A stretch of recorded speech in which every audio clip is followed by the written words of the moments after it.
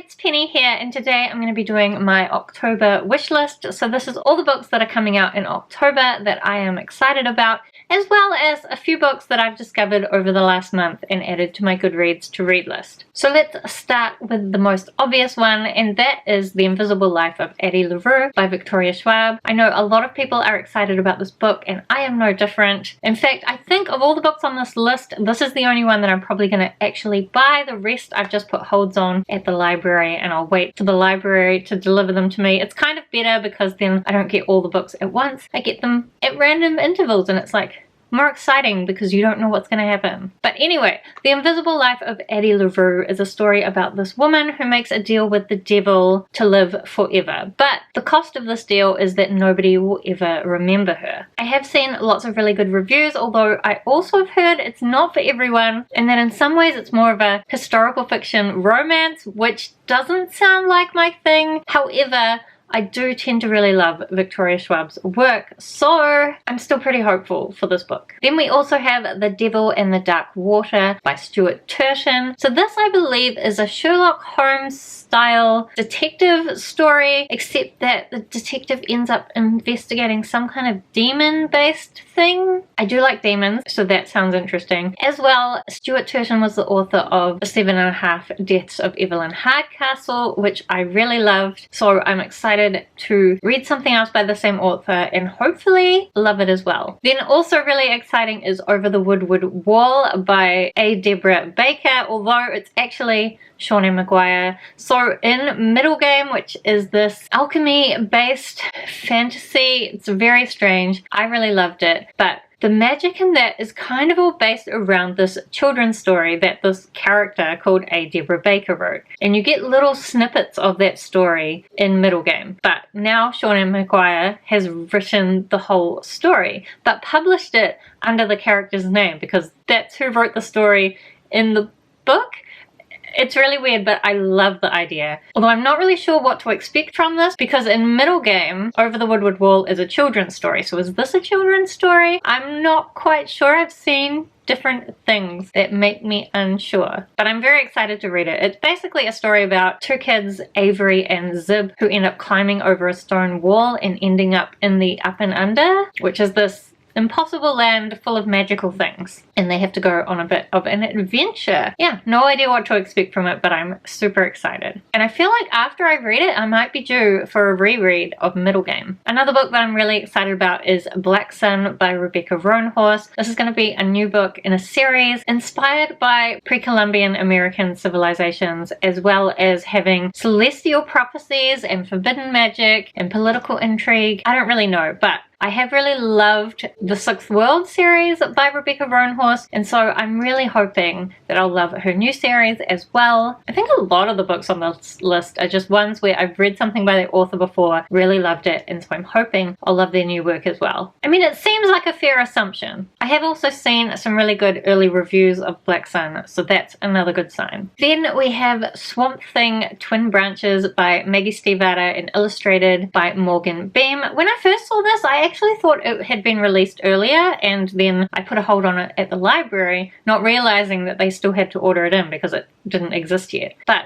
I love Maggie Stiefvater's work, so I want to read all her stuff, and this is one of the only things that I haven't read because it hasn't been released yet, so that's reasonable. But I want to read it as soon as I can. It's about these two twins who, just before they go to college, spend the summer with their country cousins, and I expect, it being Maggie Stiefvater, that things will get very strange. And the cover is beautiful, so I'm hoping the inside art will be beautiful. It's a graphic novel. Did I say that? It's a graphic novel, which is sometimes they're a bit tricksy, and the art cover doesn't match the inside cover, which can be a real disappointment if you really like the cover art. But hopefully my library will get it soon and I'll be able to see for myself. Then we also have The Emperor's Wolves by Michelle Segarra, another author that I've read things by before, although I have had mixed experiences. Some things I've really loved, some things I've been less excited about. She has also published quite a few things under the name Michelle West, Wishlist. So it's possible you might know her by that. Basically, she writes a lot of epic fantasy, some YA urban fantasy. This one is about this guy who is joining these imperial assassins. The synopsis also calls them executioners. And then his first mission is to try and track down this serial killer who's been killing people for 20 years. I don't know more than that, but the cover is pretty cool looking. I love the fact that the assassin group is called the Imperial Wolves. And honestly, I just like Michelle Segarra, so I want to give this new series a try. Then we have one that I swear I put on my September wish list, but the date must have moved, and that is The Tea Dragon Tapestry by Katie O'Neill. Maybe it was another Katie O'Neill one that was on the list. Regardless, The Tea Dragon Tapestry is coming out in October. It's the third book in this Tea Dragons series, which is basically just about these different people who have these tea dragons, which basically grow tea leaves on their backs and people use them to make tea. The art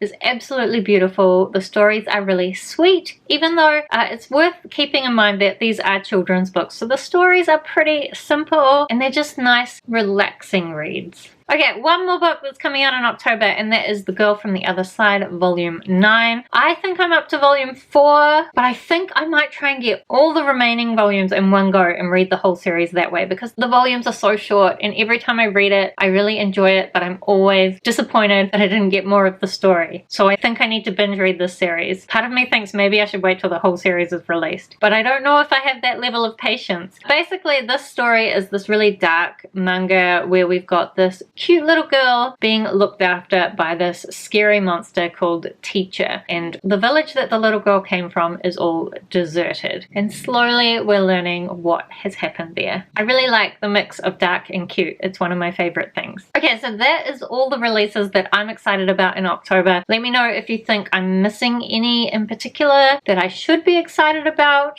I know there are a lot of books being released in October, so I haven't looked too hard because I kind of have too many books to read already. But still, if there is something very exciting, I don't want to miss out. Even though, as I said, I've just put holds on at the library, so I probably won't be reading a lot of these immediately, but hopefully I'll read them in the next few months. So I've also added a few books to my Goodreads to read list. How many books are on this list? Only 386, that's fine. So the first one that I added is Rocannon's World, which is book 1 in the Hainish cycle by Ursula Le Guin. So I was watching a video by Jashana C, and she mentioned that she had reread The Left Hand of Darkness and that it was part of this Hainish cycle. Now I have The Left Hand of Darkness somewhere up here, and I really loved that book when I read it. It does some really interesting investigation around gender, which, I don't know, I should reread it as well, but I'm not sure how it would kind of stand up. I think probably okay, but since that book came out, quite a lot of thinking has happened around gender. That book was published in like 1969, so it's quite old now, but it's about this ambassador who goes to this planet where they don't really have gender. They're all like non-gendered, is that the right way to phrase it? Except for when they're in this Kema phase, and at that point they may turn into either gender and they can mate if they want to mate. So I really liked that book, but Jashana C said that it's actually the 4th book in this Hainish cycle, which I'd never even heard of. And now that I have heard about it, I would actually quite like to read some other books in the series, and apparently they're all really short. So I put the first one onto my TBR and we will give that a go at some point. Then I also added onto my list Feed by M.T. Anderson. This is a book a new work colleague suggested to me, which is exciting to have someone at work suggesting books to me, although it's the person who is leaving soon, so that's a shame. But still, she suggested this to me when we were talking about some crazy ideas, getting into Black Mirror type stuff.